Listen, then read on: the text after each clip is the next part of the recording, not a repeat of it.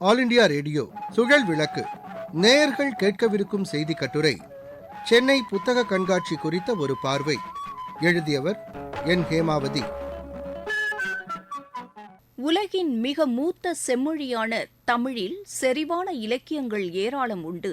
இலக்கண வளமும் மிக பெரும் அறிவு தேடலும் கொண்ட சமூகமாக உள்ள தமிழ்ச் சமூகம் பல அரும் அறிவுக் கொடைகளை உலகுக்கு தந்திருக்கிறது. வாழ்க்கை முறை, மருத்துவம், வானியல், உணவியல், தொழில்நுட்பம், நீரியல், நிலவியல் என எல்லா துறைகளிலும் நம் முன்னோர் பெரும் ஆய்வுகளை செய்து நூல்களை தொகுத்து வைத்திருக்கிறார்கள். உலகம் இன்று அவற்றையெல்லாம் தத்தம் மொழிகளில் பெயர்த்து பாதுகாக்கிறது, பயன்படுத்துகிறது. எழுத்தாணிகளே அறிமுகமாகாத காலத்தில் பானை ஓடுகளில் மரக்குச்சிகளை கொண்டு எழுத்துக்களை பொறித்த கல்வி புலமை மிக்க சமூகம் நம்முடையது.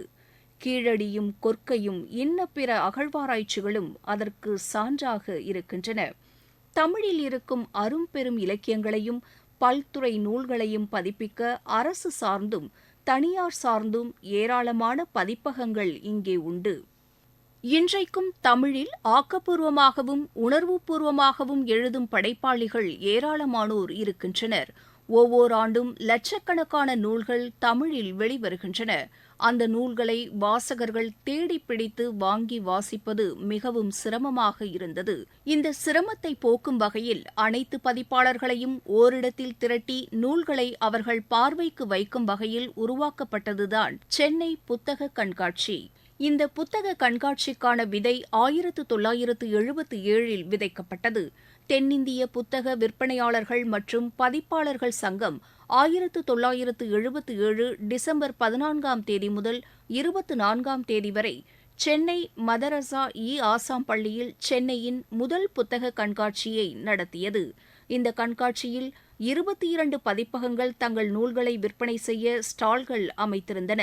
இதற்கு வாசகர்கள் மத்தியில் கிடைத்த பெரும் வரவேற்பை அடுத்து ஒவ்வொரு ஆண்டும் புத்தக கண்காட்சியை நடத்த திட்டமிட்டது தென்னிந்திய புத்தக விற்பனையாளர்கள் மற்றும் பதிப்பாளர்கள் சங்கம். 4 ஆண்டுகள் இதே இடத்தில் புத்தக கண்காட்சி நடத்தப்பட்டது. அதன் பிறகு வாசகர்களின் வருகை அதிகரித்து இட நெருக்கடி ஏற்பட்டது.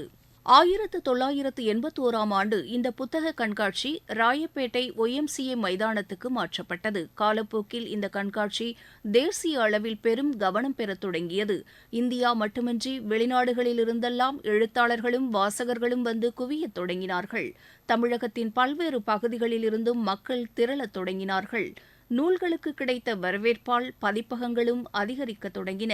ஒரு கட்டத்தில் எழுத்தாளர்கள் பதிப்பாளர்களை நாடிய காலம் போய் பதிப்பாளர்களே எழுத்தாளர்களை நாடி நூல்களை பெற்று வெளியிடத் தொடங்கினார்கள். புத்தக கண்காட்சியால் தமிழில் நூல்களின் எண்ணிக்கை அதிகரித்தது. எழுத்தாளர்களுக்கு மிகப்பெரிய ஊக்கத்தையும் உற்சாகத்தையும் தந்தது இந்த சூழல். பதிப்பகங்கள் வாசகர்கள் எண்ணிக்கை அதிகரிப்பு காரணமாக சென்னை புத்தக கண்காட்சி பல்வேறு இடங்களுக்கு மாற்றப்பட்டது. தீவுத்திடல், கீழ்ப்பாக்கம், செயின்ட் ஜார்ஜ் பள்ளி, காயிதேமில்லத்து அரசினர் மகளிர் கல்லூரி என இடம் மாறி கடந்த சில ஆண்டுகளாக பறந்து விரிந்த நந்தனம் YMCA மைதானத்தில் நடத்தப்பட்டு வருகிறது. ஆரம்ப காலங்களில் கிறிஸ்துமஸ் புத்தாண்டு விடுமுறைகளுடன் ஒத்துப்போகுமாறு டிசம்பர் இறுதி வாரத்தில் தொடங்கி ஜனவரி தொடக்கம் வரை நடத்தப்பட்ட புத்தக கண்காட்சி இப்போது பொங்கல் விடுமுறைகளுடன் இணைத்து ஜனவரியில் நடத்தப்படுகிறது. சென்னை புத்தக கண்காட்சி அறிவு திருவிழாவாக மாறி பெரிய அளவில் கொண்டாடப்படத் தொடங்கியதும் தமிழக அரசு அதை எல்லா மாவட்டங்களுக்கும் விரிவுபடுத்தியது.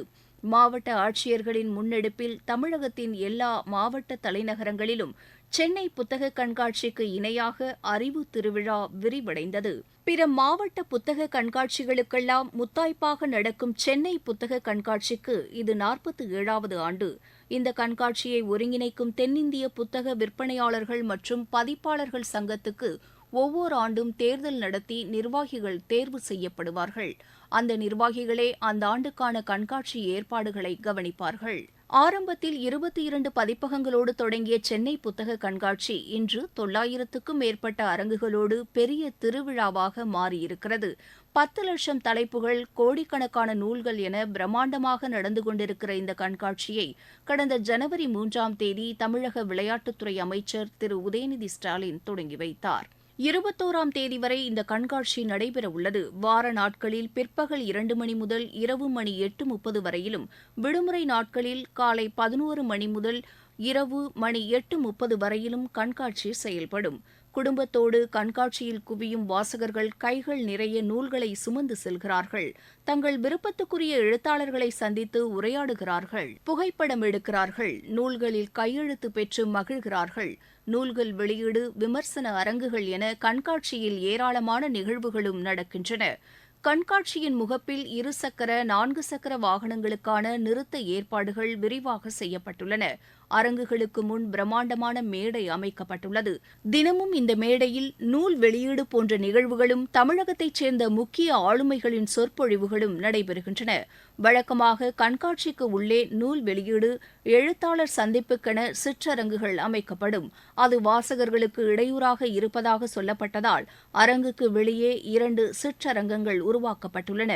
100 பேர் அமரக்கூடியது ஒன்று, 50 பேர் அமரக்கூடியது ஒன்று. இவற்றில் முன்பதிவு செய்து பதிப்பாளர்கள் தங்கள் நூல்களை வெளியிட்டுக் கொள்ளலாம்.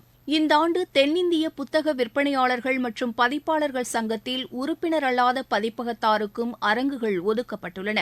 அது தவிர ஓரிரண்டு நூல்கள் வெளியிட்டுள்ள பதிப்பகத்தாருக்கு ராக் சிஸ்டம் என்ற பெயரில் அரங்குக்கு உள்ளே புத்தகங்களை விற்பனை செய்ய அனுமதி அளிக்கப்பட்டுள்ளது. அரங்கு வளாகத்தில் பூம்புகார் நிறுவனத்தின் பிரத்யேக பொருட்காட்சி நடைபெறவுள்ளது.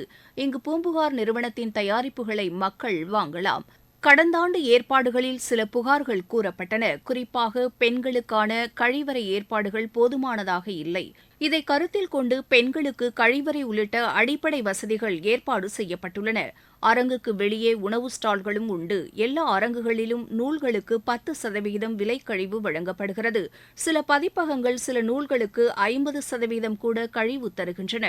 டிஜிட்டல் முறையில் பணம் செலுத்துவதில் உள்ள சிரமங்களை குறைக்க விரிவாக வைஃபை வசதி செய்யப்பட்டுள்ளது. தகவல் தொடர்புக்காக மொபைல் டவரும் பிரத்யேகமாக அமைக்கப்பட்டுள்ளது. கண்காட்சிக்கு வெளியே சாலையோரங்களில் பழைய புத்தகங்கள் குவிக்கப்பட்டு விற்பனை செய்யப்படுகின்றன. தமிழ், ஆங்கிலம் உட்பட பல அரிய நூல்களை குறைந்த விலையில் இங்கு வாங்கலாம். ஜனவரி 16, 17, 18 ஆகிய தினங்களில் நந்தம்பாக்கத்தில் உள்ள சென்னை வர்த்தக மையத்தில் சர்வதேச புத்தக கண்காட்சி நடைபெறுகிறது. தமிழ் இலக்கியங்களை பிற மொழிகளுக்கு கொண்டு செல்லவும், பிறமொழி இலக்கியங்களை தமிழுக்கு கொண்டுவரவும் ஏதுவாக தமிழக அரசு நடத்தும் இந்த சர்வதேச புத்தக கண்காட்சி கடந்த ஆண்டு தொடங்கப்பட்டது. நந்தனம் OMCA மைதானத்தில் நடைபெற்ற அந்த கண்காட்சி தந்த நல்ல விளைவுகளால் இந்த ஆண்டு மிகப்பெரிய எதிர்பார்ப்பு ஏற்பட்டுள்ளது. 2023ஆம் ஆண்டு சர்வதேச புத்தக கண்காட்சியில் 24 நாடுகளில் இருந்து 365 புரிந்துணர்வு ஒப்பந்தங்கள் கையெழுத்தாயின. அவற்றை நடைமுறைப்படுத்த மொழிபெயர்ப்பு மானியமாக ஏறத்தாழ 3 கோடி ரூபாயை தமிழக அரசு வழங்குவதாக அறிவித்துள்ளது. இந்த ஆண்டு கடந்த ஆண்டை விட அதிக அரங்குகள் அமைக்கப்பட உள்ளன. இதில் தமிழகம் மற்றும் வெளிநாடுகளைச் சேர்ந்த பதிப்பகத்தார், எழுத்தாளர்களின் முகவர்கள் பங்கேற்று பதிப்புரிமை ஒப்பந்தங்களை உருவாக்கிக் கொள்வார்கள். இதற்கான விரிவான ஏற்பாடுகளை தமிழக அரசு செய்துள்ளது. உடலுக்கு எப்படி உடற்பயிற்சியோ அப்படி மனதுக்கு வாசிப்பு. வாசகர்கள் நல்ல நூல்களை தேடி அலைவதற்கு பதிலாக புத்தகங்கள் ஓரிடத்தில் குவிந்து வாசகர்களை அழைக்கின்றன. உலகத்துக்கே வழிகாட்டும் அறிவார்ந்த தமிழ்ச் சமூகம் புத்தக கண்காட்சிகளை கொண்டாடுவது வளர்ச்சிக்கான மிகச்சிறந்த சமிக்ஞை.